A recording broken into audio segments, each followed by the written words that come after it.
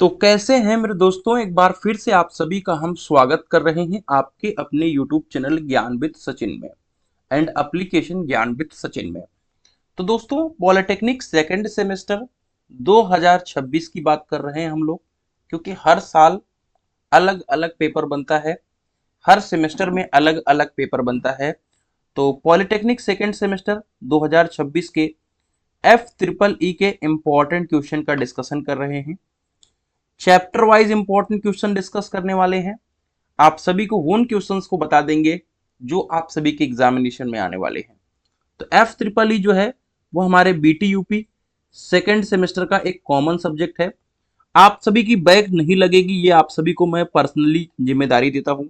बस इन सभी important question को आपको तैयार करना पड़ेगा। तो चलिए बिना देरी के अपनी इस वीडियो की शुरुआत करते हैं। आप सभी के लिए, आप सभी देखेंगे तो हमने ये इंपॉर्टेंट क्वेश्चन बना के रख लिया है। ठीक है, चैप्टर वाइज इंपॉर्टेंट क्वेश्चन।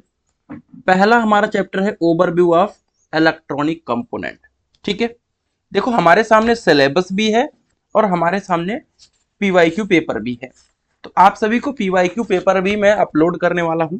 ठीक है, आप सभी को पता है कि अभी नवंबर 2025 में भी पेपर हुआ था, उसके पहले आपका मई और जून 2025 में भी पेपर हुआ था। तो इसके 3 पेपर अब तक हो चुके हैं। उसके बेसिस पे पूरा अंदाजा लग चुका है कि क्या क्वेश्चन पूछा जाने वाला है। ठीक है भैया, तो PYQ पेपर के लिए टेलीग्राम चैनल को अवश्य ज्वाइन कर लें। देखो, PYQ पेपर किसी भी एग्जाम का सबसे बड़ा कह सकते हैं टास्क होता है। ठीक है, तो PYQ को जरूर से जरूर रिवीजन करें। ठीक है, चलो। और सेमेस्टर एग्जाम के लिए तो रामबाण होता है PYQ। तो हमारा ये जो पहला क्वेश्चन है फेट एंड मॉसफेट, जिसके ऊपर हमने पहले से ही गोला कर रखा है। ठीक है, मैं आप सभी को कह सकता हूं कि ये 150% एग्जामिनेशन के अंदर आने वाला क्वेश्चन है। इसके बिना पेपर नहीं बन सकता। आप सभी को पता है कि आप सभी का 2 शिफ्ट में पेपर होगा, एक में जिसमें मैकेनिकल वाले रहेंगे और एक में सिर्फ इलेक्ट्रिकल वाले रहते हैं और IT वाले रहते हैं। ठीक है, जो भी रहता होगा, तो इन दोनों में से मिला करके एक चाहे जो पूछ लिया इसमें चाहे उसमें। ठीक है, तो आप डेफिनेटली ये चीज जान सकते हो कि आपका फिट एंड मॉसफेट दोनों 100% एग्जामिनेशन में आएगा।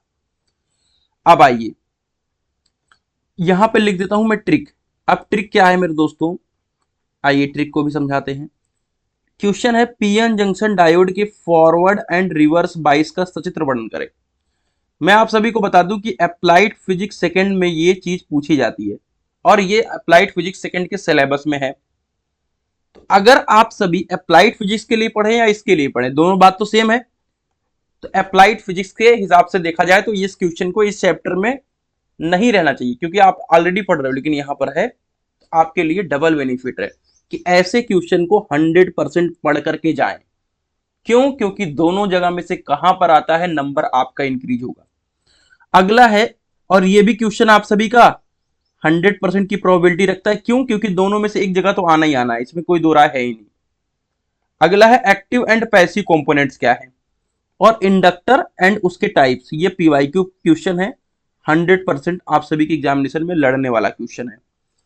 सेमीकंडक्टर क्या है, इंट्रिंजिंग एंड एक्सट्रिंजिंग सेमीकंडक्टर में अंतर स्पष्ट कीजिए। ये भी अप्लाइड फिजिक्स सेकंड का ही टॉपिक है, तो इसको भी 100% पढ़ के जाइए। क्लियर बात है भैया। तो इस 4 क्वेश्चन में तो 2 क्वेश्चन अप्लाइड फिजिक्स का कॉमन है, यानी आप अप्लाइड फिजिक्स की भी तैयारी को साथ ही साथ कंप्लीट कर रहे हो। यही तो मेरा ट्रिक है। इसके लिए ही तो ज्ञान भी सचिन को लोग पूछ रहे हैं आजकल कि भैया वही क्वेश्चन बताओ जो एग्जाम में आए, तो हम वही बताते हैं, उसी ट्रिक को फॉलो करवाते हैं। बाकी आप सभी को मैं बता दूं कि आप सभी ज्ञान भी सचिन मोबाइल एप्लीकेशन को डाउनलोड कर लीजिए। ठीक है, यहां पे आपको इंपॉर्टेंट क्वेश्चन के नोट्स मिल जाएंगे, इंपॉर्टेंट लेक्चर मिल जाएंगे, PYQ मिल जाएंगे। ठीक है, और इंपॉर्टेंट क्वेश्चन मिलेंगे कौन कौन से मेरे दोस्तों, चैप्टर वाइज टॉप 18, क्योंकि आप में 18 क्वेश्चन पूछा जाता है, और टॉप 5। ठीक है, देखो दोस्तों, जो इस वीडियो को स्किप करके देखेगा, मैं आप सभी के साथ ये शेयर कर देता हूं, जो स्किप करके देखेगा वो पाने वाला कुछ नहीं है दोस्तों। स्किप करके नहीं देखो, वीडियो को एक एक पॉइंट को सुनो, समझो। ठीक है, अगला चैप्टर है बेसिक मेजरिंग इंस्ट्रूमेंट। इस चैप्टर को शुरू करने से पहले एक और ट्रिक के बारे में बात करता हूं, एक और ट्रिक के बारे में बात कर लेता हूं। आपको पता है कि आपके यहां टोटल 18 क्वेश्चन आएंगे, जिसमें से आपको 12 क्वेश्चन करने होंगे। क्लियर बात है। टाइम आपको कितना मिलेगा? टाइम आपको 3 आवर्स मिलेगा, इस बात में कोई शक? लेकिन आपने क्या गौर किया कि आपको 5 नंबर के क्वेश्चन मिल रहे हैं, यानी आपको लॉन्ग क्वेश्चन फोकस करना है। नोटेड माय पॉइंट, आपको सिर्फ लॉन्ग क्वेश्चन की तरफ फोकस करना है। आइए question number 1, ideal and non ideal voltage and current source को समझाइए। तो ideal and non ideal voltage and current source, इसके बीच का डिफरेंस भी पढ़ लीजिएगा, ठीक है, क्योंकि एक बार डिफरेंस भी पूछा जा चुका है। इनका सचित्र वर्णन करें। मैं आप सभी को कह सकता हूं कि ये 150% एग्जामिनेशन में आने वाले हैं। जो चीज 150% लिख रहा हूं वो चीज क्यों नहीं पढ़ रहे हो? डिजिटल मल्टीमीटर सबसे ज्यादा प्रोबेबिलिटी है, CRO, block diagram and working, इसकी भी 100% प्रोबेबिलिटी है। अब ये आते हैं ammeter, wattmeter and voltmeter. देखो तीनों एक ही जैसे हैं, चाहे अमीटर की बात करें, चाहे वोल्ट मीटर की बात करें, चाहे वाट मीटर की बात करें, ठीक है। तो अगर आपने एक को पढ़ लिया तो उन दोनों को पढ़ने में 5 मिनट भी नहीं लगेगा, मैं आप सभी से प्रॉमिस करता हूं। तो डिजिटल मल्टीमीटर को आप अच्छे से पढ़ो, ब्लॉक डायग्राम सीआरओ का समझो, उसके बाद ammeter, wattmeter and voltmeter को समझ लो। तीनों एक ही फंक्शन पे वर्क कर रहे हैं, ठीक है। चलो आगे बढ़ते हैं। अगला हमारा unit number 3, overview of digital electronic system, ठीक है। देखो मेरे दोस्तों, मैं आप सभी को एक यहां पे ट्रिक अप्लाई करना चाहता हूं। ये देखो ट्रिक, ये ट्रिक लिखा हुआ है, ठीक है। आइए पहले इन क्वेश्चन को समझाते हैं। एनालॉग एंड डिजिटल सिग्नल यानी सिस्टम क्या है, अंतर स्पष्ट करने के लिए आया था। एनालॉग सिग्नल का डिजिटल सिग्नल पर एडवांटेज पूछा है, ठीक है।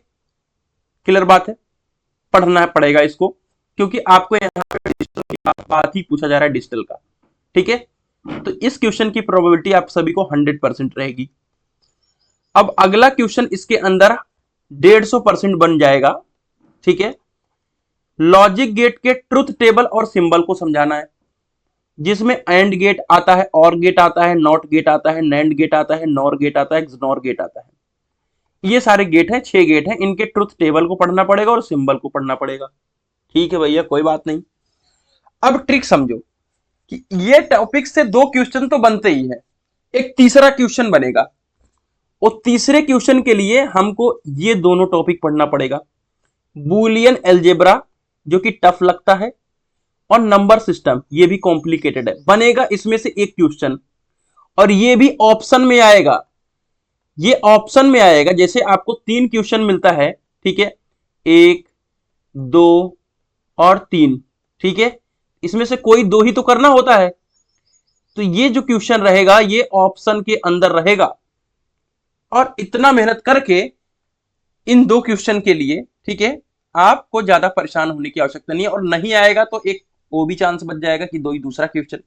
तो मैं आप सभी से यही रिक्वेस्ट करूंगा कि आप ऊपर के जो 2 टॉपिक बताए इनको 100% तैयार कर लीजिए, और इसके कंपेयर में आप इस वाले चैप्टर को ध्यान से समझिए। यहां पर भी ट्रिक लगेगा बहुत ज्यादा भैया, ट्रिक बहुत है गुरु। किरचॉफ का नियम का वर्णन करें। ट्रिक क्या ट्रिक है? अप्लाइड फिजिक्स सेकंड का तो क्वेश्चन है, चाहे अप्लाइड फिजिक्स में पढ़ो चाहे यहां 150% एग्जामिनेशन में आएगा। इलेक्ट्रोमैग्नेटिक इंडक्शन क्या है? फैराडे की विद्युत चुंबकीय प्रेरण का दोनों नियम बताइए। लेंज का लॉ भी उसमें इंक्लूड है, 150% लिख देता हूं, और यह भी अप्लाइड फिजिक्स सेकंड के सिलेबस में है। तो एफ ट्रिपल ई की तैयारी करो या अप्लाइड फिजिक्स सेकंड, दोनों की तैयारी होती जा रही है, ठीक है। अगला भैया आइए, ओम्स के नियम को समझाइए और उसके लिमिटेशन को बताइए। ये भी अप्लाइड फिजिक्स सेकंड का टॉपिक है, और ये भी 100% की प्रोबेबिलिटी रखता है। मैं आप सभी को बता दूं, इतना तो अभी आपने एफ ट्रिपल ई के लिए तैयारी किया ही नहीं। एफ ट्रिपल ई के लिए सिर्फ आपको सेल्फ एंड म्यूचुअल इंडक्टेंस पढ़ना है, BH curve and hysteresis loop, EMF, MMF, reluctance और परमेबिलिटी का शॉर्ट नोट पढ़ना है, ठीक है। इस 3 क्वेश्चन आप पढ़ते हो तो चौथा चैप्टर कवर हो जाता है, और ऊपर का पढ़ते हो तो अप्लाइड फिजिक्स सेकंड कवर हो जाता है। क्लियर बात है भाई, क्रिस्टल क्लियर है, ट्रिक समझ में आ रही है बिल्कुल।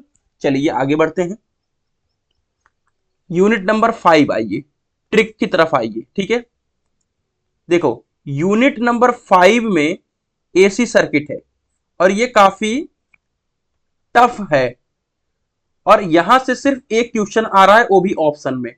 ज्यादातर पेपर में मैंने एक ही क्वेश्चन यहां से एनालिसिस करते हुए देखा। देखो पेपर बदल जाए, इसी चैप्टर से सब दे दे, वो एक अलग केस होता है। ठीक है, तो ध्यान से समझिएगा, polyphase system single phase system के साथ अंतर, ये न्यू टॉपिक ऐड हुआ है, तो इसको 150% मान के चल सकते हो कि एग्जाम में आएगा आएगा। अब ये दो क्वेश्चन मैंने अपने हिसाब से, ये देखो दोनों ही आपके प्रीवियस ईयर पेपर नहीं है। ठीक है, तो mathematical and phasor representation, pure resistor, pure inductor, pure capacitor, इनके बारे में पूछा गया है, और इनके बारे में टिप्पणी करना है। ट्रिक समझो क्या कहना। ट्रिक हमारा कहता है कि पहला चैप्टर, दूसरा चैप्टर, तीसरा चैप्टर, चौथा चैप्टर, इनको 100% दो। अब चौथे चैप्टर का एक टॉपिक मैंने और बताया था, क्या आपको ध्यान होगा, एक चौथा चैप्टर नहीं, तीसरा चैप्टर का बुलियन अलजेब्रा, इसका इस वाला टॉपिक को पढ़ लेना, नंबर सिस्टम को। ठीक है, उसके बाद इस वाले चैप्टर को, किस वाले चैप्टर को, पांचवे वाले चैप्टर को आप पॉलीफेज सिस्टम को पढ़ लीजिएगा। उसके बाद इन सबको लेफ्ट कर दीजिएगा। कब तक के लिए लेफ्ट करना है, जब तक ये वाले टॉपिक ना तैयार हो जाए। यानी मेरा कहने का मतलब है, पहले से लेकर के छठवां चैप्टर तैयार करना है, चौथे चैप्टर का पॉलीफेज सिस्टम छोड़ दे, पढ़ के सब छोड़ देना है। आपका 100% काम बन जाएगा, मैं आप सभी से प्रॉमिस करता हूं। बाकी आप टॉपर हैं, आप मेहनती लड़के हैं, 100% सिलेबस कवर के जाइए, आपको 100% नंबर मिलेगा। ठीक है, चलिए तो यूनिट नंबर 6 में आइए।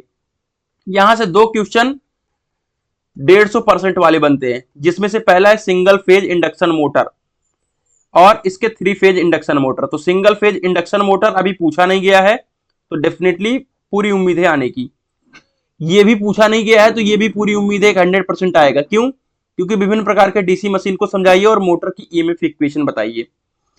इन दोनों में से एक क्वेश्चन 100% आएगा, चाहे सिंगल फेज ट्रांसफार्मर पूछ ले, चाहे ऑटो ट्रांसफार्मर।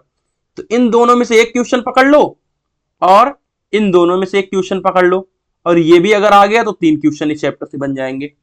तो ये हो गया हमारा ओवरऑल F-EEE का सिलेबस एनालिसिस। कैसी रही कमेंट करके वीडियो बताइएगा। मिलते हैं एक नई वीडियो के साथ, तब तक के लिए bye bye, tata, take care, love you all.